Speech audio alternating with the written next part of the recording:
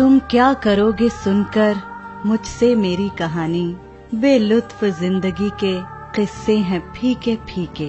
जिंदगी से मायूस, वक्त से लाचार, अपनी तन्हाइयों में गिरफ्तार, अपनी आखिरी वक्तों में यूं थी बॉलीवुड की ट्रेजेडी क्वीन मीना कुमारी।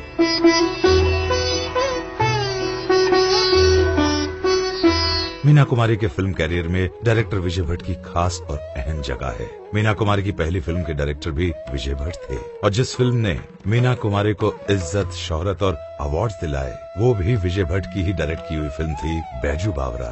बचपन की मोहब्बत को दिल से न जुदा करना। मीना कुमारी वो पहली हीरोइन थी जिसे 1953 में फिल्म बैजू बावरा के लिए बेस्ट फीमेल एक्ट्रेस का फिल्म फेयर अवार्ड मिला। मीना कुमारी ने मजलूम औरत का किरदार इतनी महारत से निभाया कि उन्हें ट्रेजेडी क्वीन कहा जाने लगा, जिसकी मिसाल थी उनकी फिल्म जैसे 1953 की दायरा और परिणीता। गोरे गोरे हाथों में मेहंदी रचा के, नैनों में गजरा डाल के। 1956 में रिलीज हुई फिल्म एक ही रास्ता। चली गोरी पीछे मिलन को चली, नैना बावरिया मन में सावरिया। 1957 की बेहतरीन फिल्म शारदा।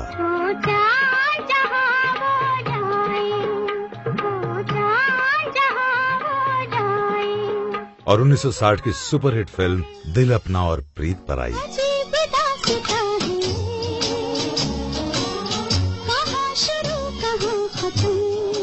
ट्रेजेडी क्वीन के टाइटल से मशहूर होने के बावजूद मीना कुमारी ने कुछ लाइट हार्टेड फिल्में भी की और इन फिल्मों में भी अपने किरदार को बखूबी निभाया, जैसे 1955 की दिलीप कुमार के साथ फिल्म आजाद।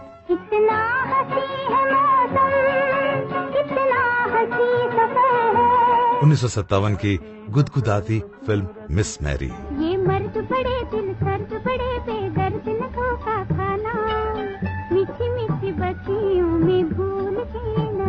1959 की फिल्म शरारत और 1960 की सुपर फिल्म कोहिनूर।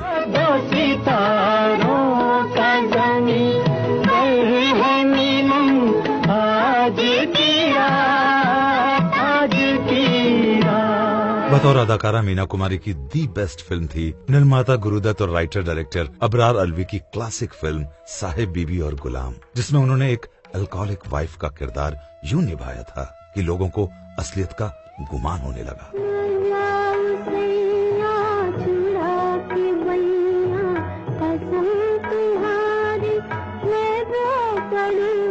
शराब की आदी एक बीवी का ये किरदार अब मीना कुमारी की असली जिंदगी में दस्तक देने लगा था।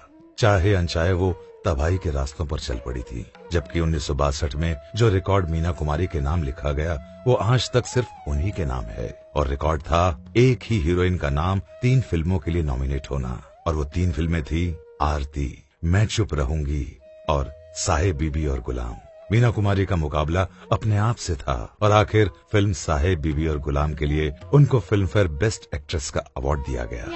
सोजिया में समाए गयो रे कि मैं तन मन की सुध बुध गवा बैठी। अपने शौहर प्रोड्यूसर डायरेक्टर कमाल अमरोही से उनके रिश्ते तेजी से बिखरते जा रहे थे। बेवफाई का ये गम वो शराब में गुम कर रही थी, मगर अगले 4 सालों तक उनकी एक से बढ़कर एक फिल्में आती रहीं, जैसे 1963 की बेहतरीन फिल्म दिल एक मंदिर।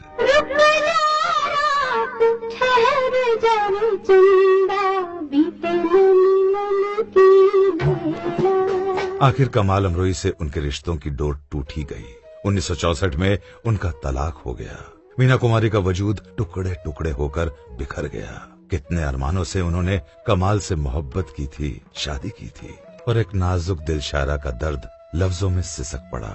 मीना कुमारी ने लिखा, तलाक तो दे रहे हो नजरे कहर के साथ, जवानी भी मेरी लौटा दो मेहर के साथ।